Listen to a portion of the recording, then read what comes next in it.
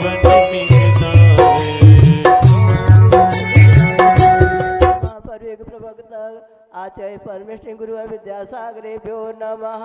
जय माला पूर्ण अर्घ्यम निर्वामिति स्वाहा। अपनी ओर से आप सबकी ओर से परम पूज्य आचार्य भगवान के सही चरणों में त्रैवार नमोस्तु निवेदित करते निवेदन करेंगे। ओम नमस्तेभ्यः, ओम नमस्तेभ्यः, ओम नमस्तेभ्यः। अहिंसा परमो धर्म की आचार्य गुरुवर श्री कुंद कुंद भगवान की, आचार्य गुरुवर श्री ज्ञान सागर मुनि महाराज की,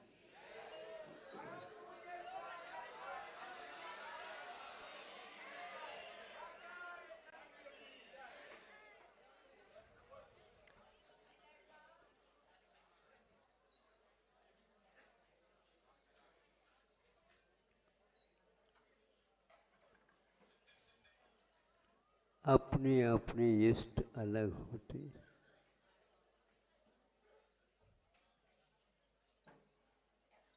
हम जिसे चाहते हैं उसको इष्ट बोलते हैं, हम जिसे नहीं चाहते उसको अनिष्ट बोलते हैं। और इन दोनों में जो समान रहते हैं वो शिष्ट कहलाते हैं।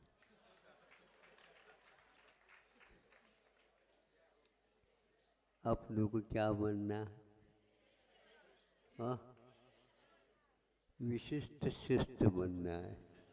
बहुत अच्छी बात है, मांग तो आप लोगों की बहुत अच्छी है, किंतु इष्ट का लाभ, परम इष्ट का लाभ उन शिष्टों को ही प्राप्त होता है। ग्रंथ के अंत में परिशिष्ट लिखा जाता है।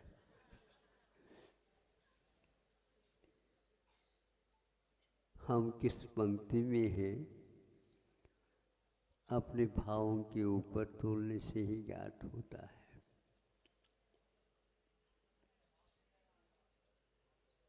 पिताजी हैं, उनके दो संतान हैं, एक लड़का है एक लड़की है। दोनों को वो लाड़ प्यार से पाल रहे हैं।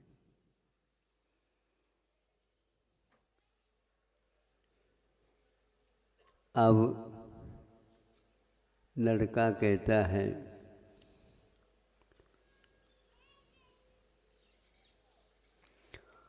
हमें मुकुट पहनना है,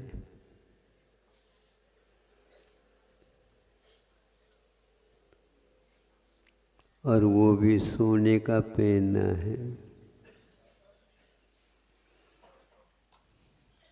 हाँ बेटा, तुमको सोने का मुकुट हम बनाएंगे और ले आएंगे। और सोने का मुकुट बनाया और उसको पहनाए। लड़की रोने लग जाती है और बालक कूद रहा, उछल रहा है, क्योंकि लड़की इसलिए, छोटी बहन या बड़ी बहन रो रही थी, हमारा कलशा जो सोने का था, मांगलिक था, वो तो चला गया। बेटा कहीं नहीं चला गया, तुम तो बड़ी हो। वह उसके लिए भी कुछ समय के लिए उसका मन लग जाए खेल में। तुम दोनों हैं, तुम आज तक तो कलशा का तो उपयोग किया ही था, थोड़ा उसके लिए भी तुम दूसरा और बना करके आप दे देते। नहीं, ये तो अपने को समझना है। दूसरा कोई होता नहीं, तीन ही होते हैं, तीन ही होते हैं। तो तीन के माध्यम से ही हम तीनों का अच्छा हो। यदि उनका अलग जो है मुकुट बना दे तो उसी में रह जाएगा, तुम्हारी ओर नहीं देख पाएगा और तुम भी उसकी ओर नहीं देख पाओगे। तुम दोनों यदि अपने आपस में नहीं देखोगे तो मैं तुमको देख कैसे सकता हूँ, क्योंकि तुम तो इधर हमारी ओर देख ही नहीं रहे। तो पिताजी तो पिताजी होते, फिर भी संभालने के उपरांत भी नहीं। वो लड़का तो आमोद प्रमोद में भरा हुआ ला करके मुकुट को दिखा रहा है। देखो उसके मन में, बहन के मन में कुछ भी नहीं। ये तो आखिर हमारा छोटा भाई तो है, इसके आमोद प्रमोद में अपने को भी आमोद प्रमोद होना चाहिए। वो धीरे समझदार तो थी, वो बड़ी थी। और पिताजी ने संबोधित किया, हमें तीनों मिलकर के रहना है तो ये ढंग से रहना है। वो बहन सोचती है मैं रो रही हूँ और ये आमोद प्रमोद कर रहा है, लेकिन पिताजी न मुस्कान ले रहे हैं और न ही रो रहे हैं और कुछ नहीं, अलग ही प्रकार का है। उसका रहस्य पूछा उसने, पिताजी आप हम दोनों के इस प्रकार इष्टानिष्ट कल्पनाओं के साथ आप कैसे रहते हैं, कैसे होता है? होता है बेटा, होता है। तुम लोग थोड़े से स्वभाव के बारे में सोचो, जिंदगी के बारे में सोचो तो ये आप ठीक ठाक हो जाता। आप सुन रहे हैं? अच्छा, शिष्टता के साथ सुनो, समझो, ताकि सब कुछ विषय समझ में आ जाए। स्वामी समंतभद्र महाराज कहाँ न्याय के प्रौढ़ हस्ती है। अच्छे अच्छे धुरंधर न्याय के ज्ञानी पंडितों को भी चुटकी बजाते बजाते समझाने की क्षमता रखते हैं। तो समझदार होता है ये, न कलश से वो प्रभावित होता है और न ही मुकुट से, किंतु मुकुट भी सोने का है और कलश भी सोने का है। कलश को मिटा दिया, मुकुट बना दिया, मुकुट को बना दिया तो हार बन गया। इस प्रकार स्वर्ण का अस्तित्व तो ज्यों का त्यों बना रहता है। इतने आप लोग पढ़ते पढ़ते, स्वाध्याय करते करते न्याय के ग्रंथों को भी पढ़ डाला। आत्ममीमांसा की यह अंतिम चरणों में कारिका लिखी गई। हाँ, घट मौली सुवर्णाथ।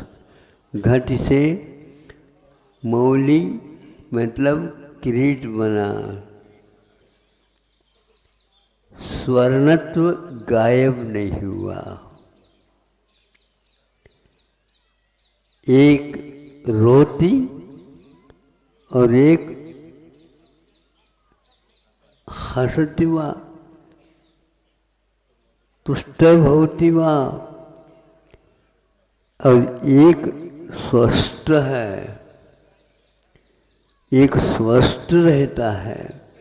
पिताजी आपे में ही शांत है, मेरा धन तो ज्यों का त्यों बना रहा है। उतने ही तोले का वह कलश है, उसको मोड़ करके मुकुट बनाया, और कोई बनाना तो बना देंगे। इस प्रकार हमारा अस्तित्व ध्रुव सत्य है।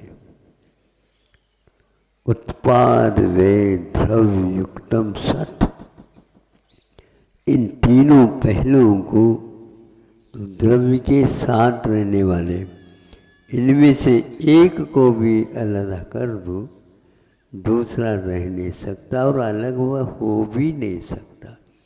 हाँ, पर्याय कथनचित व्यतिरेकी है, किंतु गुणास्तु सह भुवाः, गुण हमेशा हमेशा केन सह द्रव्येन साकम, द्रव्य के साथ हमेशा हमेशा गुण बने रहते हैं। इसलिए पर्याय का निकल जाना भी गुणों के अस्तित्व को ज्यों का त्यों बनाए रखना। परिणमन किसका हो रहा है? परिणमन किसका हो रहा है? द्रव्य का परिणमन हो रहा है, और पर्याय मिट रही है, किंतु स्वर्णत्व जो सहभुवा, द्रव्य के साथ, सोने के साथ पीलापन हमेशा बना रहता है। वह स्वर्ण का परिणमन है, पीलेपन का परिणमन नहीं है, क्योंकि पीला गुण है। किंतु पर्यायात्मक होने के कारण वह गुण एक प्रकार से पर्यायात्मक माना जाता है, किंतु एक प्रकार से द्रव्य का परिणमन हो रहा है, इस ओर हम देख नहीं पाते। इसी को पज्जे मूढ़ा पर समया कहा गया है। हाँ, पर्याय में मूढ़ता होना यह मिथ्यात्व है। पर्यायों का चिंतन करना मूढ़ता नहीं है, क्योंकि वह स्थिर नहीं रह पाती, तो व्यक्ति वह व्यय को प्राप्त हो जाता है। किंतु गुण सहभुवा,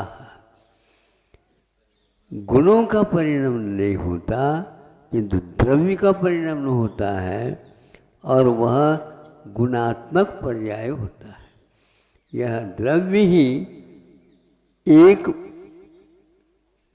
गुण के माध्यम से एक पर्याय से दूसरे पर्याय में परिणमन कर जाता। पर्याय का भी परिणमन नहीं होता, परिणमन नहीं होता, अर्थात पर्याय स्वयं परिणमन नहीं करते, किंतु परिणमन द्रव्य करता है, तो पर्याय की स्थिति समाप्त हो जाती है। गुण ज्यों का त्यों बने रहेंगे, किंतु पर्यायात्मक रहेंगे। तो इसलिए वह कलश मिटने के उपरांत मुकुट में भी पीलापन ज्यों का त्यों बना रहा। पीलापन एक प्रकार से सोना नहीं है, वह सोने की पहचान के लिए ये गुण माना जाता है।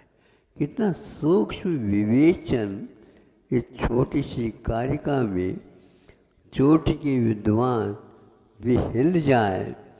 उत्पाद वे द्रव्य युक्तम, हंसना, खेलना और स्थिर रहना, स्वस्थ रहना। इसलिए स्वास्थ्य ठीक है आप लोगों के ना, आप लोगों को पूछ नहीं रहे हैं, आप सारे सारे अस्वस्थ हैं। हमारे सामने कह देते हैं आप लोग इस यदि है तो फिर यदि है तो बालक को भी जैसे हंस रहा है उसी प्रकार उस बालिका को भी हंसना चाहिए। और दोनों जो है पिताजी की ओर देख लेना चाहिए कि हमारा अस्तित्व ज्यों का त्यों कायम रहता है, इसी में खुशी है। और पर्याय निकल जाने में भी खुशी होना चाहिए। और नया पर्याय जो आता है उसमें भी ज़्यादा खुशी मनाने की आवश्यकता नहीं है, क्योंकि द्रव्य का परिणमन जारी है। द्रव्य का परिणमन करना स्वभाव है। गुणों का परिणमन करना स्वभाव नहीं माना जाता। गुणात्मक पर्याय होते हैं निश्चित, तो उस गुण के रूप में अवान्तर पर्याय को प्राप्त कर देता है, द्रव्य कायम रहता है। इस सूत्र का जैसे एक प्रकार से संक्षेपीकरण करके परिणमन के बारे में कहा है, उसी प्रकार हिंदी में प्रवचन के समय पर हमने इसको, कोई विद्वान थे, महाराज हम जा रहे हैं ऐसा कहा, तो हमने कहा आना जाना लगा हुआ है पंडित जी। आना मैंने जन्म उत्पाद, जाना मैंने व्यय, और लगा हुआ यानी द्रव्य, तदेव सत्व लगा हुआ है। यह सूत्र का हिंदीकरण करके जब विश्लेषण किया तो वो कहने लगे महाराज ये तो तत्वार सूत्र का अनुवाद ही हो गया, इसमें क्या माना है। आना जाना लगा हुआ है, एक कविता नहीं है क्या है? मूक माटी में इसको दिया गया छाया के रूप में, आना जाना लगा हुआ है। इसलिए संयोग वियोग कितने भी होते रहते हैं। बोले इष्ट का संयोग इष्ट का वियोग, इस संग से हम मान लेते हैं, किसी के करने से नहीं होते।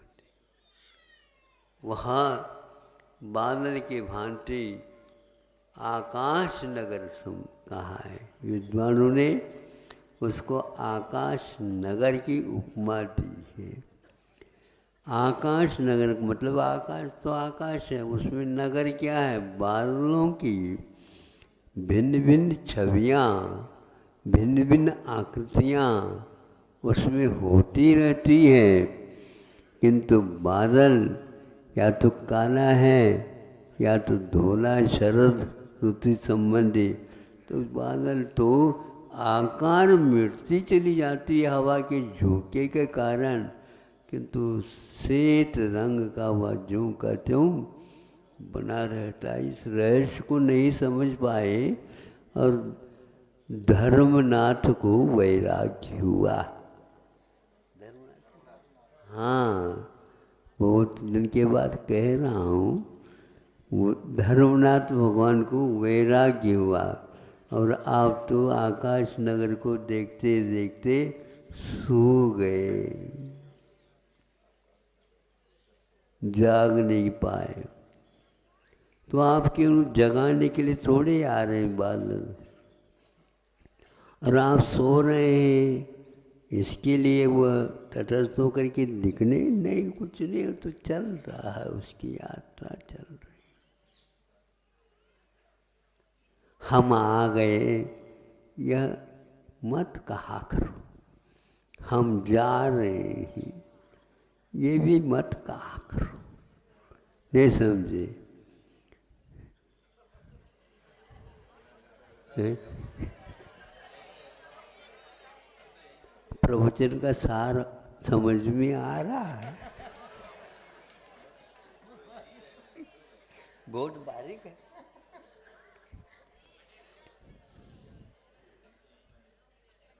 सार तो सार है, क्या सार क्या निकला? सार की ओर देखोगे तो सार समझ में आएगा। नीर का मंथन करने से सार नहीं निकलता, हाथ ही भर जाते हैं। नवनीत तो आता है तो मानो जितना समय लगा उस ओर नहीं, देखने में आ गया, कर्णधार आ गए, तो इसके उपरांत क्या करता है वो? एकदम जल्दी न करियो, रहस्य तो देखना है। वो कण, जितने बड़े बड़े कण आएंगे उतने ही वह मलाई का और दूध का महत्व ज़्यादा माना जाता। फिर वह यूँ दे करके कुछ हाथ से पानी से धो लेता है। इसमें भी रहस्य है। वह इसलिए धो लेता है, अब उसको नवनीत को बाहर निकलना है। लेकिन ये ध्यान रखना, नवनीत निकालता है और यूं यूं करता है।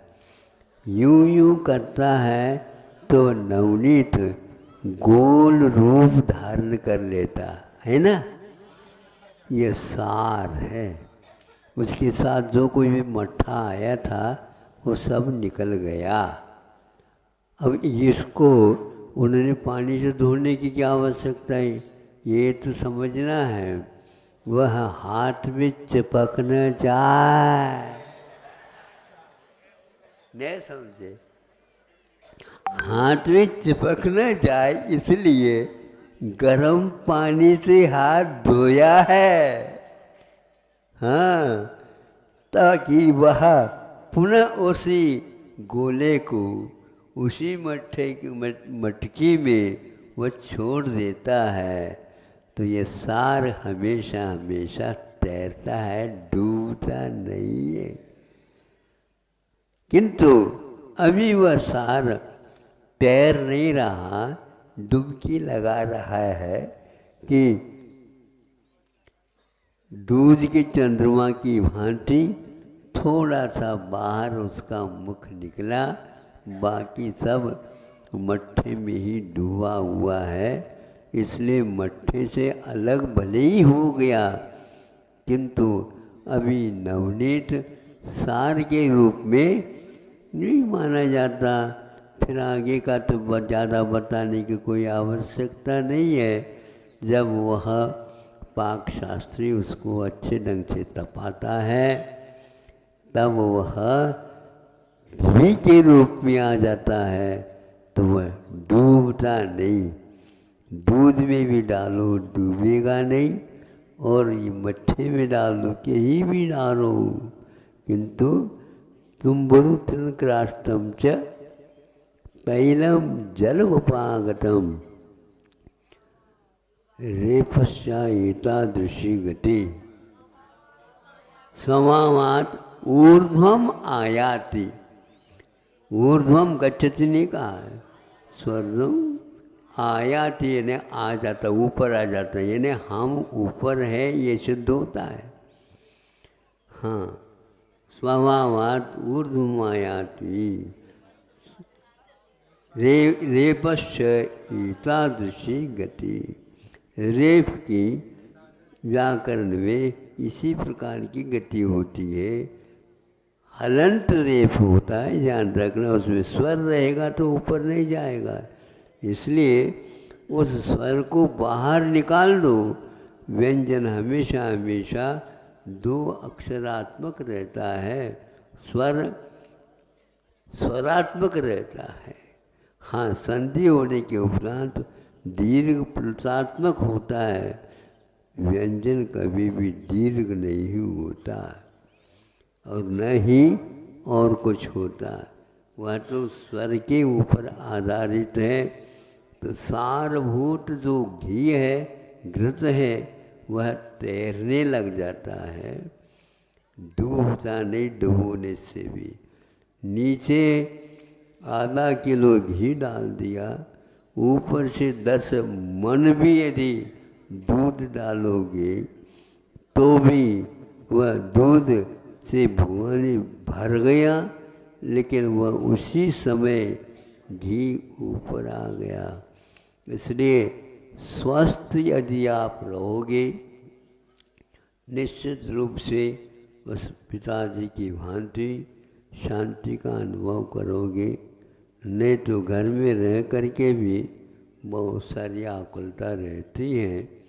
वह कहीं भी रहो, आकुलता का कारण उत्पाद व्यय द्रव्य युक्तम सत सत द्रव्यम नहीं समझने का परिणाम है। इतना ही पर्याप्त समझता हूँ। इस कारिका को आप अच्छे मुखाग्र कर लीजिए। फिर इसके उपरांत हृदयस्थ सारभूत तत्व को भी कर लीजिए। दुनिया के नाटक में आप न अटको। नाटक देखो भले ही अच्छे ढंग से, लेकिन नाटक का अंग मत बनाओ। न अटक, नाटक संसार है। कोई भी यहाँ पर हमें हाथ पकड़ करके सार को उपलब्ध नहीं कराएगा, किंतु देख दाख करके अड़ोस पड़ोस को आप अपने कुटिया को सुधार ही लीजिए। यही एक सार है अहिंसा परमो धर्म की।